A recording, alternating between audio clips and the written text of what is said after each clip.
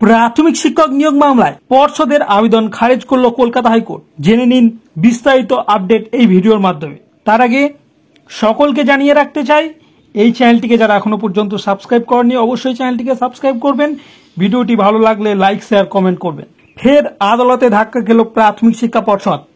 2022 সালের প্রাথমিক শিক্ষক নিয়োগের আবেদনপত্রে বিএড ডিগ্রি থেকে ডিএলএড সংশোধনের বিরুদ্ধে প্রাথমিক শিক্ষা পর্ষদের আর্জি খারিজ করে দিল কলকাতা হাইকোর্ট।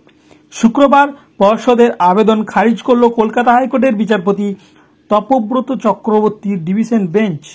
প্রাথমিক শিক্ষক নিয়োগ নিয়ে পর্ষদের আর্জি খারিজ করল কোর্ট। 2022 সালের প্রাথমিক শিক্ষক নিয়োগের আবেদনপত্রে বিএড ডিগ্রি থেকে ডিএলএড সংশোধনের প্রাথমিক শিক্ষা পর্ষদের আর্জি শুক্রবার খারিজ করল কলকাতা হাইকোর্টের বিচারপতি তপব্রত চক্রবর্তীর ডিভিশন বেঞ্চ। এর আগে সুমন্ত কোলে সহ 12 জন চাকরিপ্রার্থী কলকাতা হাইকোর্টের দ্বারস্থ হন। এই প্রার্থীদের বিএড এবং ডিএলএড দুই কোর্স করা ছিল।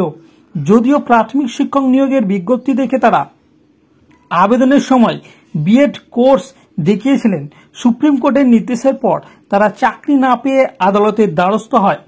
এই 12 জনকে সুযোগ দিয়েছিল বিচারপতি রাজাশেখর মান্থা। ওই প্রার্থীরা যোগ্য হলে তাদের জন্য আলাদা প্যানেল প্রকাশ করতে হবে বলে নির্দেশ দেওয়া হয়েছিল। সেই নির্দেশের বিরুদ্ধে ডিভিশন বেঞ্চে গিয়েছিল পর্ষদ। সুমন্তের আইনজীবী ফিরদৌস শামীম জানিয়েছেন, তার মক্কেল বিএড এবং ডিএলএড দুটি কোর্সই করেছেন, দুটি ডিগ্রি তার কাছে রয়েছে।